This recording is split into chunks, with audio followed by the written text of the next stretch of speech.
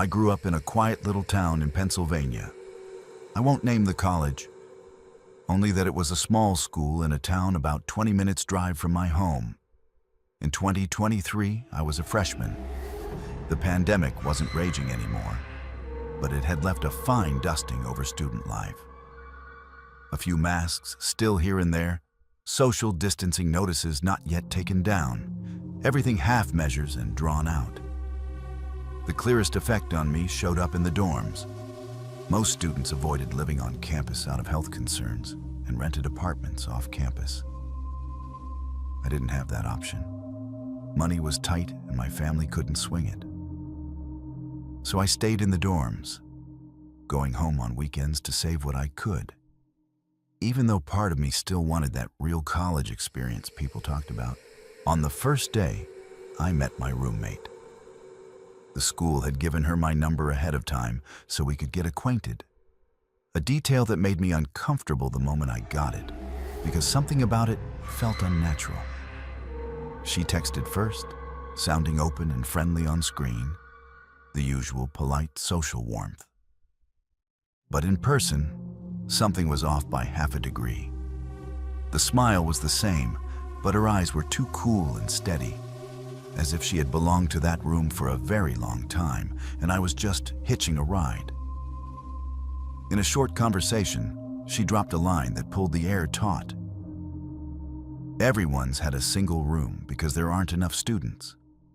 Last semester, I had a single until you came. I went silent for a beat, changed the subject, and pretended I hadn't heard. I told her my house was close, that I'd go home every weekend and be back at exactly 6 a.m. on Monday. She didn't say much, just a slight nod, and spent most of the week at her boyfriend's place. That absence lowered my guard, until the quiet started to take on a scent. On the first Friday, I packed up and left the dorm. Monday morning, just as I'd promised myself, I came back at 6 sharp. I didn't have class until 10, so I decided to climb up into my extra tall lofted bed, the kind you need a chair to reach, and sink into the thick, soft memory foam mattress. About 10 minutes later, on the edge of sleep where sounds are wrapped in cotton, I felt the side of the bed slowly sink. No footsteps, no breathing. Just a weight, quietly measuring the mattress's spring. I opened my eyes, my heart banging in my ears. But before my body could decide how to react, the weight was gone and the surface went smooth again, like a lake settling after a ripple. I turned my head. She was on the opposite bed, facing the wall, her shoulders rising and falling steadily as if she were fast asleep.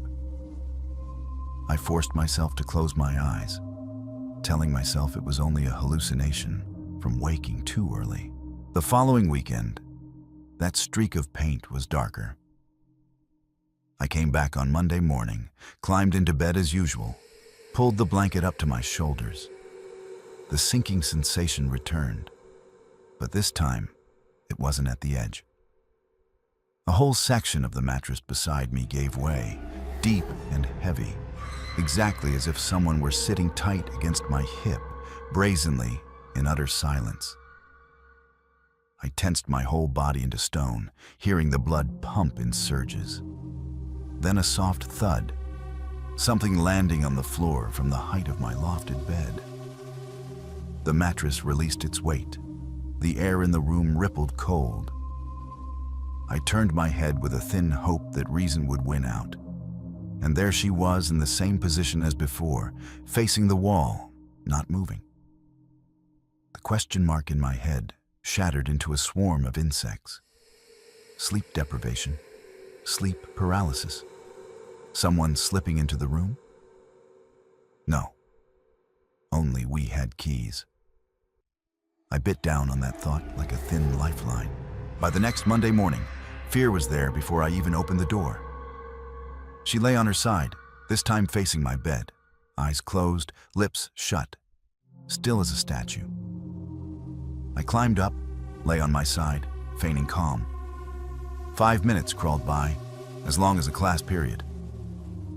The bed began to dip again, slowly, patiently, like a ritual learned by heart. I squeezed my eyes shut and counted the beats of my heart. And then the one thing happened that I hadn't dared to imagine. A hand, so cold my skin shrank from it, rested on the nape of my neck. It didn't squeeze, didn't press, just rested there, as if measuring how much time I had left to be afraid. The fingers were soft and dry, alighting lightly, sliding half a knuckle as if testing the boundary between waking and sleep. Everything stretched into infinity, as if the second hand had been snapped off. When the weight lifted from my skin, I stayed motionless for a few more minutes, just to make sure I hadn't lost my mind. Then I turned my head. The same scene repeated like a cruel joke. She was still facing the wall, peaceful in sleep. I got up and ran straight into the hallway and called my mother. I skipped class that day and told her everything. She reported it to the school. They agreed to move me to another room. They asked if I wanted to call the police. I shook my head. I had no evidence to pin on anyone, only sensations and the sounds the mattress had once absorbed. The only thing I requested was that they not assign her another roommate. In the new room, as the strange smell of the bedding gradually became bearable, old scraps of memory crept out of the corners. She had once said that before me, she'd had a roommate, but that person didn't stay long. She didn't explain why. Another time, I saw her open a locked drawer crammed with prescription bottles. I counted at least 10. When I asked, she said they were for a skin condition. Back then, the answer was just enough to keep me from prying. Now it's like a scratch in my head. The more it's rubbed, the more it stings. A few days later, I remembered I'd left a book and a folder back in the old room. I meant to let it go, but she texted, telling me to come get them. I said I needed to focus on studying in the new room, but I still agreed. Partly because it was my stuff, partly because I didn't want to disappear in a suspicious way. The old key still worked. I stepped into the empty room, exhaled in relief, gathered my things, and turned to leave. As my hand touched the doorknob, I realized she was standing right there, silent as a shadow that had grown out of the tile. I hadn't heard the lock, hadn't heard footsteps. There she was, suddenly present, her eyes looking straight through me as if to the hallway beyond. I pressed my lips into a smile my facial muscles didn't believe in. She held the silence for a beat, then asked, in a voice flat and even as deep water, "Where's your new room?" I lied that it was on the first floor. "Which hallway?" I lied again. She stepped half a pace closer, noiseless, and asked, "Near what? The stairs? The lobby? The office?" I swallowed, my heartbeat loud enough to hear in my throat. I improvised that it was near the stairs. A brief silence, thin as a cut. She blinked. I slipped past her, walked away, and didn't look back. I never saw her again. There were times I thought about telling her boyfriend. But every time I pictured that conversation, a chill would trickle from the nape of my neck down my spine, exactly where that hand had once rested. I let it go. Reason tried to reconstruct the chain of possibilities. Hallucinations from lack of sleep, incomplete sleep paralysis, somnambulism as a side effect of medication, or a darker scenario in which a person tests how far they can go before they're caught. My mother had a theory that sounded almost too simple, yet it lodged in my head. She was just testing, little by little, to see how close she could get before I truly woke up.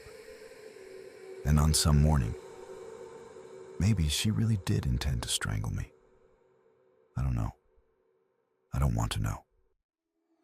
My story ends here, in a new room, with a lower, steadier bed, and with a wish as thin as paper that I clutch like a talisman. May she never be assigned another roommate again. And if anyone reading this happens to be in a dorm room on a Monday morning at 6 o'clock, lying on a memory foam mattress and waiting for sleep to return, if the edge of the bed suddenly dips, ever so slightly, please open your eyes at once.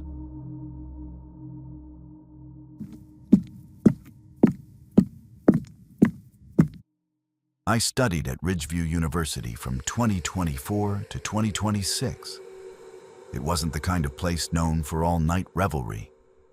After dark, the campus felt as if it were covered by a thin pane of glass. Silence that only occasionally cracked with the thud of the library door or a few figures slipping through the 24-hour academic buildings. I wasn't the type to stay up late, but senior year forced me to keep company with the night in its own way. I was taking an advanced data analytics course, and the professor was notorious for quietly tormenting students with massive projects. The deadline for one of the biggest ones was closing in, and I still hadn't done much, as if the data kept sliding straight past my eyes.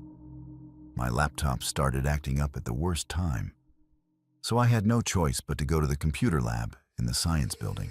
The science building sits a bit off the campus center, 4 stories tall, old in a way that refuses to admit it. And at night, it seems to generate a cold silence that doesn't belong to human beings. The 3rd floor computer lab is usually empty after 10, perfect for hiding from noise and from the guilt of procrastination. That night, I went in close to 11, carrying a USB drive, a notebook, and regret about to be transmuted into caffeine. The campus was so quiet that my shoes on the pavement sounded like knocking on a hollow skull. As soon as I stepped through the front doors, I realized it was colder inside than out. The kind of cold made by an old air conditioner mixed with a stingingly strong smell of cleaning agents. I swiped my card. A dry beep, the lock popped with a click. No janitor in sight. The harshly clean smell proved they'd already left, leaving behind a long, chalk-white hallway and fluorescent lights buzzing like an insect trapped in a jar. I went straight up to the lab, booted a random machine, logged in, and opened the data.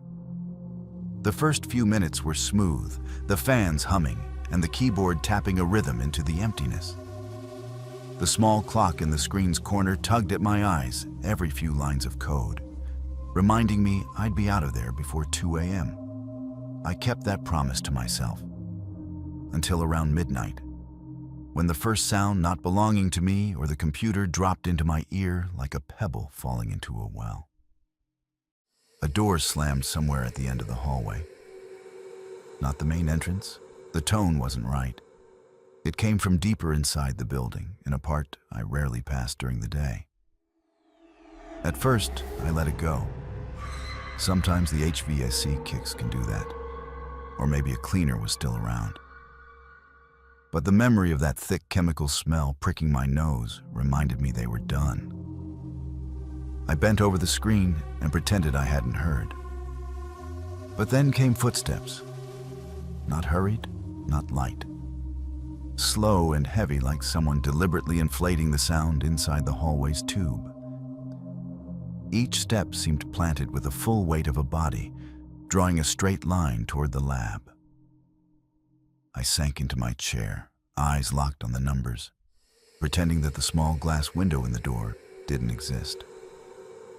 The footsteps stopped right outside. I knew that all I had to do was tilt my head, and I could see a slice of hallway through that little pane. But I didn't dare. A thick silence gathered, lasted about 10 seconds, and then the doorknob began to rattle violently. Not the tentative kind that checks whether someone's inside.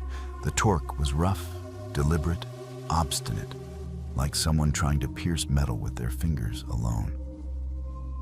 I swallowed. The lab door auto-locks after a set interval, which meant whoever it was couldn't get in easily. But the sense of someone standing out there, hand twisting again and again with the persistence of a ritual, made my stomach knot. 30 seconds passed.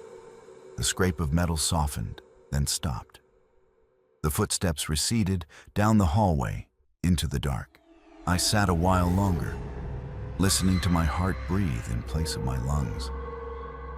I'd already thought about packing up and leaving, but the project due the next morning was like a doorstop wedged in place. I needed the submission, and the part of me that didn't want to scare myself whispered that it was probably just some student's prank. I turned back to the keyboard, counting each line of code like beads on a string, trying to believe in logic.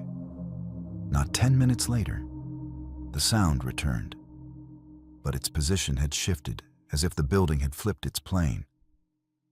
The footsteps were no longer coming from the hallway. They were coming from above me. The ceiling in the room was that thin, foam tiling typical of science buildings, which will sometimes click and pop from pipes or the heating system. But this sound was so different, I could feel the difference along my spine. This was the sound of a body moving, dragging its weight across the suspension bars above, pressing close enough to the tiles to bow them downward. I tilted my head back, afraid of what I might see, and more afraid I might see nothing. A tile near the corner of the room shifted slightly, a tiny change, just enough for the naked eye to catch. Then a creak traced a slow line, like wood and metal negotiating their amount of sag, as if someone were trying to lower themselves carefully, avoiding any loud noise. At that point, my brain unplugged itself from every reassurance. I yanked out my USB, snapped my notebook shut, and shoved it into my backpack, grabbed the bag the way you'd clutch a life preserver, and pushed through the door. The hallway reeked of fluorescent light and cold tile. Outside the room, the world blurred under that sickly blue-green glow that makes everything look waxed over. The rubber soles of my shoes stuck and peeled from the floor, squeaking in a steady rhythm. I chose to walk very fast instead of running, pretending at order so I wouldn't panic myself. The stairwell door appeared. I pressed down. The fire door sprang open, the air inside cooler and half a shade darker. I put my foot on the first step and, out of some stupid habit or an instinct to check the threat, I looked up. On the landing just above me, only a floor away, there was a man. He did not belong to the school. No student, no professor, not anyone the pristine white hallways were used to seeing. His clothes were baggy and ragged, too much fabric in a way that suggested they had once fit a different shape, and time had stretched them loose. Half his face lay in shadow. The rest was washed in the ugly light of the emergency sign. His mouth was open in a grin so wide, it pulled the skin of his cheeks taut. No sound, no greeting. He stood perfectly still, as if the building's silence had borrowed a body to look down at me. I spun around and ran. My feet hammered the steps like they meant to bite through them. I slipped halfway down one in my haste, slammed a hand on the railing, and hauled myself up. The ground floor door burst open with a shove, and I sprinted straight for the main exit. I flipped out my student card, swiped at a wobbling angle, and heard the electronic lock click like the single starting gun I needed. I shoved the door, threw myself outside, cut across the courtyard lying still under the night sky, lungs burning and eyes refusing to glance back. Only when the dorm door slammed shut behind me did I let my body go slack against it, breathing in ragged bursts like an old machine just shed a heavy load. The next morning, I still had to go back to the science building to turn in my work. Daylight made everything look harmless, even turned the wall cracks into a kind of decoration. I walked in feeling like someone had swapped out the entire set during those few hours of sleep. But in the lab, right above where I'd been sitting, there was something daylight couldn't scrub away. One of the ceiling tiles was gone. Not just that one. The corner tile, the very one I'd seen shift, was also missing. The black gap looked down like a small hatch to a pit. Dust hovering and a few cords dangling, echoing last night's creak in the language of daytime. The line connecting the details suddenly drew itself with cold clarity. Someone had walked the hallway, rattling the doorknob to get my attention. When they realized the door was locked, they didn't give up. They switched to the route overhead, where the tiles only needed lifting to reveal a space big enough for a person to crawl through. They watched me work, measured the distance to drop down.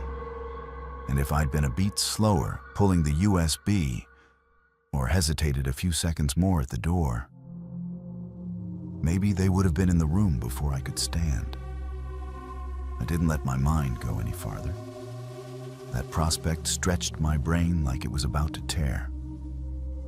I submitted the assignment and promised myself I'd buy a new laptop as soon as possible, so that from now on my deadline battles would happen within the safer bounds of the dorm, where I still had a lock, neighbors on the other side of the wall, and enough life noise to drown out any footsteps on a ceiling. But sometimes, on a random night in the middle of lines of code, I still look up for no reason. The dorm ceiling is flat concrete, no openings, no tiles to lift. I tell myself that means safety. Then I remember, if someone wants another way in, they already know how to wake me with a laugh that makes no sound. And I'll stare for a long time at that part of the ceiling with no hatch, listening until the night's illusions recede like a tide. Only then do I keep typing, trying to believe the space above my head is solid, and that whatever happened in the science building has been left in a night I will never meet again.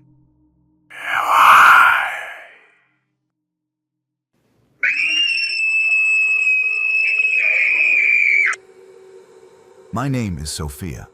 I'm 21, American. But this story drags me back to 2022, when I was 17 and still in high school. The kind of thing adults like to say, you'll miss someday. But for me, there's one day that raises goosebumps just to mention. It sounds dramatic, I know. But by the end, you'll understand why I call it the scariest day of my life. My school used lanyards with ID cards. Anyone could walk into the lobby area, but to get farther inside, you had to scan your card on a panel. Green light on, the door latch released. The card had your photo and name, but a lot of students had the habit of flipping the card over, backside facing out, so no one could see the photo. The reader still picked it up, so nobody cared. You practically needed the card for every door except classroom doors. The school was newly built, small on paper, but looking big because the building was massive. 1/3 of it was a special school for students with learning challenges. Another third was a daycare, and only the remaining part was for the high school. On the first day, they repeated one rule so simple, it was easy to let it slide right past you. Never let a stranger into the school. That day fell in the second week of the year. And in fact, it was only my second full day because I'd been sick the previous week. I was a day student, and it happened around midday, about 20 minutes after lunch. I still remember the feeling of my stomach swollen with juice. I'd chugged a bunch in the cafeteria because we had to finish before the bell. We weren't allowed to bring drinks to class, and I didn't have anywhere to set it without worrying it would spill. 20 minutes later, my body raised an alarm I couldn't postpone. I asked the teacher to step out. The rules usually didn't allow it, and she frowned, since we'd just had a break. But seeing I was genuinely desperate, she reluctantly nodded. This detail matters. At that time of day, the hallways were practically empty. Even teachers rarely walked around. I left class, pushed through the double doors into the cafeteria. That area was empty, with the smell of cleaners still hanging in the air. then crossed a large room with a second row of classrooms, went into the restroom, finished, and headed back, retracing my route toward class.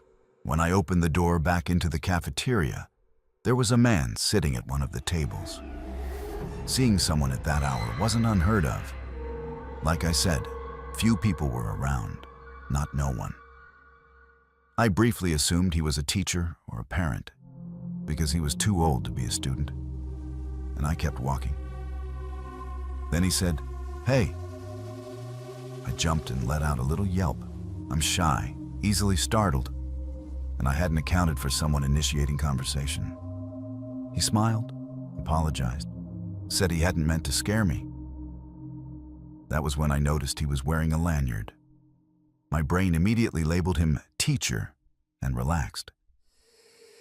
Only later, remembering it, did I notice the off note. The ID card with photo and name was flipped over, the back facing out. A trick students used, and the scanners still accepted it. But odd for a teacher. I didn't think that far at the time. "Could you help me carry a few things in from the car?" "Just a moment," he asked. I said, "Yes, of course," almost automatically, because in my head, he belonged to the school. We left the cafeteria, walked through the lobby, and went outside. By then, a thin layer of tension had appeared in his gait. A normal teacher would make small talk, but he didn't.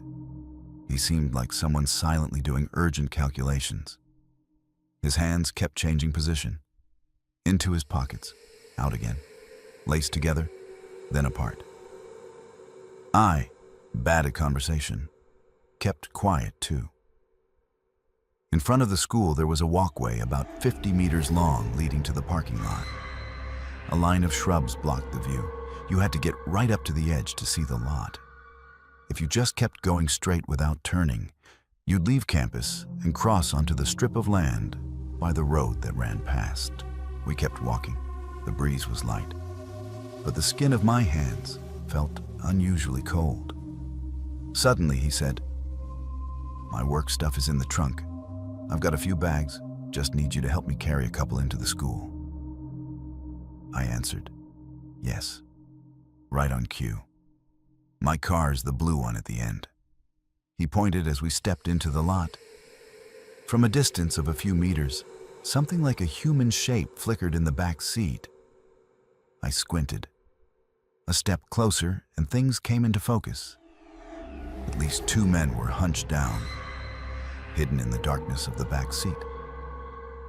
My body froze as if someone had yanked the plug from my brain. I should have turned and run. But I stood there for half a beat, long enough for the rear door to fly open. A man lunged out. The man I'd thought was a teacher, the one with the lanyard, grabbed my arm at the exact moment I twisted to sprint back toward the school.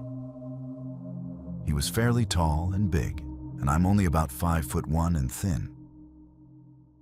I still don't know exactly what happened in the next second beyond the word adrenaline. But I yanked hard, threw everything into it, twisted my wrist free of his grip, and bolted. Heavy footsteps pounded after me. I could hear the cadence of shoes close behind, and then suddenly it faded. Maybe they realized that the school's automatic glass doors, the kind that make you wait a beat for them to open, would create distance. If they charged straight in, they might catch me right in front of the glass. And because that glass frame is so transparent, the risk would be out in the open if anyone happened to pass by. Either way, I made it into the lobby, veered into the campus cafe that was still open, the one next to the library. I ran to the counter, words tumbling out, each sentence tripping over the next like a misstep on stairs. The person at the cafe pulled me behind the counter, spoke calmly to steady me, then took me to the faculty office to call my parents and the police. There were cameras in the parking lot. Those faces were no longer vague shapes at my back. They were captured in frames with timestamps and angles. They were charged with attempted kidnapping. The reason the man got into the school was cold and How reasonable it was. A student had dropped a lanyard outside the campus. He picked it up and used it. Flipping the card, backside out, was simply to hide a photo and name that didn't match. I didn't go back to school for weeks. Even now, I'm in therapy, trying to pry loose the invisible hooks that at night fastened into my nerves. Writing this, I can almost hear that hey popping out into the empty cafeteria. Quiet enough to make you think it's nothing, just loud enough to make you turn at the one moment you shouldn't. It's still the scariest experience of my life.